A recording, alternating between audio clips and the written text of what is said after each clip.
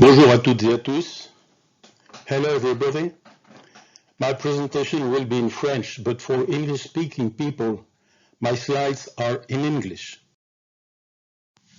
Le thème du colloque est fait de deux questions. Faut-il supprimer l'erreur?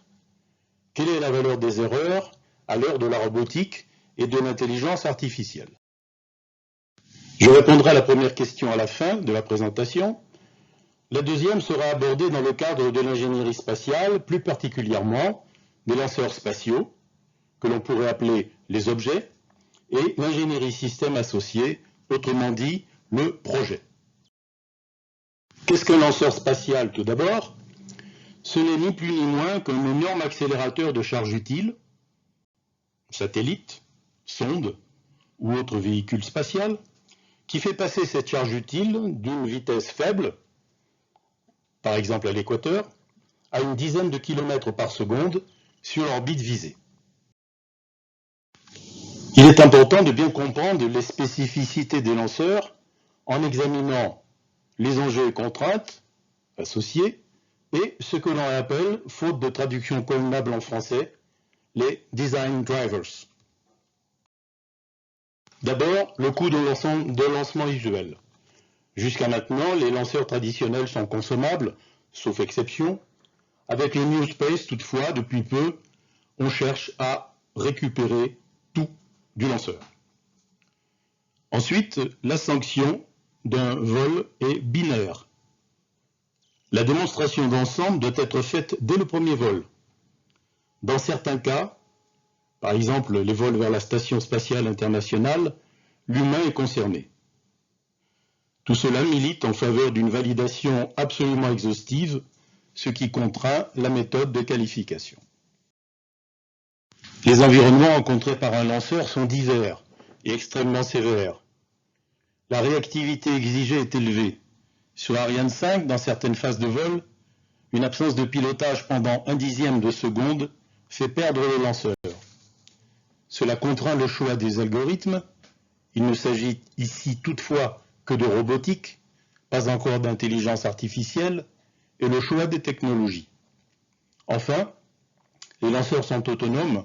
Il n'y a personne à bord pour faire un reset en appuyant sur CTRL ALT SUP. Le fait même que l'on parle de sanctions binaires sous-entend intrinsèquement que l'on envisage l'éventualité d'un échec, ce qui milite, comme on l'a vu, en faveur d'une validation poussée. Un exemple simple d'exigence de réactivité pour le logiciel temps réel embarqué, le management de la séparation des boosters, ou étages d'accélération latéraux. Deux types de dispositifs interviennent. Les fusées d'éloignement, les distancing rockets, et les dispositifs d'accrochage avant, front fastener, et arrière, aft connecting struts. Les délais entre les ordres pyrotechniques gérés par le logiciel embarqué sont de 15 et 25 millisecondes, ce qui est très contraignant. Pour comparaison, la durée d'un clin d'œil est de 100 à 150 millisecondes. Autre spécificité, la complexité industrielle. Environ 150 industriels travaillent sur le programme Ariane 5. Chaque revue de projet rassemble une centaine d'experts européens. Abordons maintenant la question des erreurs. Dans tout système automatique, on trouve des boucles, des feedbacks. Par exemple, le pilote automatique d'un lanceur compare à tout instant l'attitude réelle du lanceur, c'est-à-dire sa position angulaire, à l'attitude requise, et élabore, grâce aux lois de commande et aux organes de pilotage, les braquages de tuyères qui agissent via la dynamique propre du lanceur. La différence entre l'attitude requise et l'attitude réelle s'appelle erreur. Il vaudrait mieux l'appeler l'écart, mais le terme est consacré, y compris en anglais, et ceci constitue le fondement même des boucles d'asservissement dans un système automatique.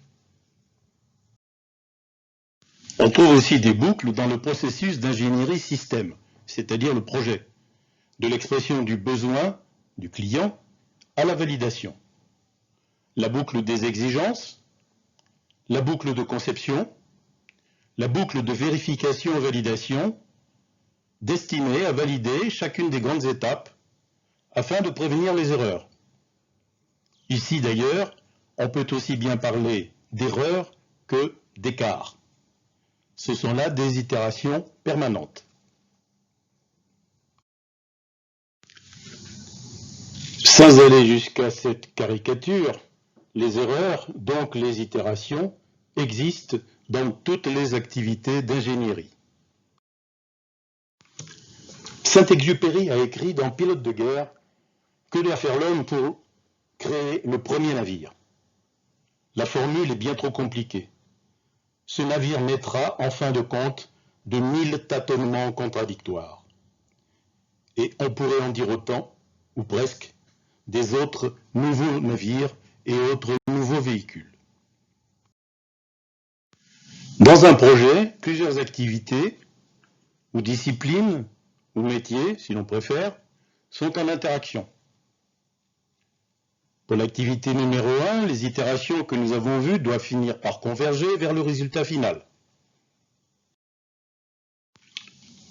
L'interdisciplinarité fait qu'une deuxième activité, et beaucoup d'autres aussi, itère à son tour et doit converger aussi. Ceci au même moment et pour le même projet. Et ensemble. Aucune activité ne peut être menée indépendamment des autres. Le déroulement d'un projet est jalonné par des revues de projet formelles, des itérations, et par l'application systématique de la règle du triangle. Un dossier fils, le dossier numéro 2, ne peut être validé que si un dossier justificatif en contrôle la conformité à un dossier pair, le dossier numéro 1.